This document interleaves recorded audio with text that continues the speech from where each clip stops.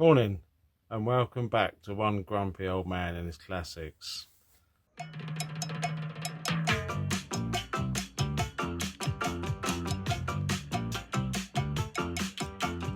All my friends know the low rider. The low rider is a little higher. So just in the background there, got the bonnet open on the ROVER P6. Sun shining. Hey. So, if you remember from the last video, if you watched it, I had a problem where I discovered I hadn't actually bolted up the torque converter to the flex plate. Anyway, so I've been down and had a look at the old engine that's in a lockup that's ready to be disposed of, and I discovered that on an automatic car there's like a plate that's bolted to the back of the engine. So it's like I don't know, it's not a spacer plate as such, but there's a plate that goes between the back of the engine and the front of the gearbox, and there was no access to get the torque converter bolts on. So when I went down, looked at the old engine, I then discovered that automatic cars have got a slightly different spacer plate. It's so where the there's an opening for the starter motor to go through and it bolts on, to one side of the spacer plate there's like a cutout. Do you know what those visual things? Anyway, so there's a cutout where you can access the bolts for the torque converter. So of course, because this engine came out of a manual car, it's got a different spacer plate. Why you would use two different spacer plates? Just have one generic plate that fits all engines and gearboxes, I don't know. So anyway, so again, discovered there's another slight difference. So I've got to get under the car and work out how I'm gonna try and cut this little access area out for the bolts. But I'll take you in there and show you. It'll probably be easier and probably better to visualize once I show you on camera. So let's get on with it. So this is the problem I got. So just there you can see where the bolt would go through from the flex plates to the torque converter, and this is like some sort of inspection cover, and it's not too far out. I'll have to get a bit better light in there. Let's get that up a little bit. Is that? That's worse actually. But yeah, so that's where I need to get the bolt in, and it's going to be far easier just trying to cut some of this out just to make access to get a bolt in there and get the head past there, the head of the bolt, so I can do it up. So obviously up here, which is not so easy, well, right, so up here is where the starter motor goes, but over on this side here there's a cutout in this plate that goes between the gearbox and the engine, and that's where you would put the bolt in to bolt it up. But you can see how thick that plate is. That plate is quite thick, and if I turn the flywheel round, there's less material to cut out of this plate here at this point than there would be further up. I'd have to cut a hell of a lot more material out. So I'm gonna go for the option of drilling this out here, just making this more egg shape rather than circular, if that makes sense. So this is probably going to be a short video this week. I haven't got any content, got really behind. I've been doing lots of other stuff, not necessarily car stuff, but so I'm not going to film all this because you don't want to watch 20-25 minutes of me drilling and grinding and what have you. So I've shown you the problem.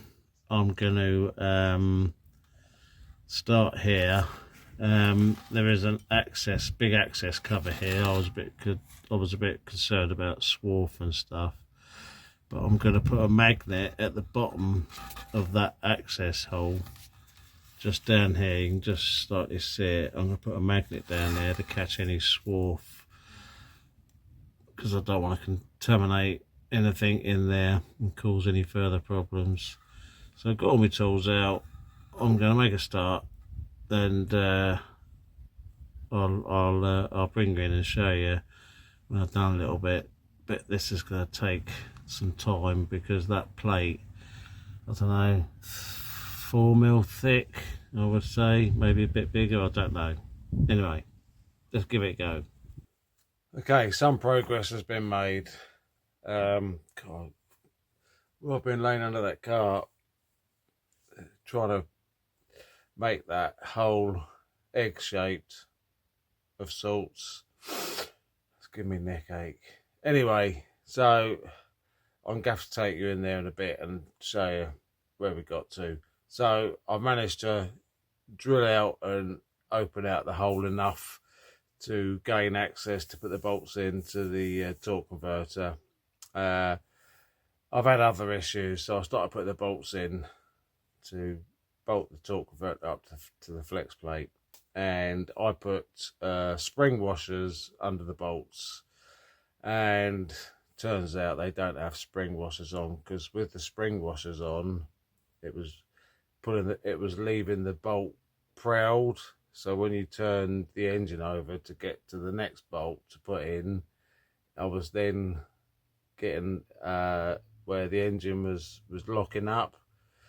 So turns out the torque converter bolts don't have spring washers. So then the two I'd already done, I had to rotate it back, get those, and then take the bolts out again, put the bolts in without any spring washers, and now I've got the clearance. So I've just got one more bolt to put in, which I dropped and went down between the spacer plate and the flex plate. So fortunately I managed to retrieve it. So I've got one more bolt to put in, and I'm going to continue that tomorrow, because I've been out there about 3.5 hours just drilling out, filing and grinding to gain access. And my little grinding tool, cordless grinding tool, both batteries ran out, so I wasn't able to finish off tidying up the hole to make it look respectable. So we'll get that done tomorrow. I'll take you in there, we'll have a look, see how we got on. I don't know what I'm talking about today. Anyway, that's it for today. Catch you in a minute. So as you can see, this is what I've created. So obviously this was a circular hole. I've had to drill out in different positions and grind it out to make it sort of look half decent. So I now got access to the torque converter bolts. So that's the torque converter fixed to the flex plate now, so that's done. But since I've been under here, I've just noticed where the exhaust manifold bolts up to the head. Don't know whether we can see it. There's a slight drip of water coming out of there, so I'm going to have to investigate that and tighten that up. So there's a bolt just there,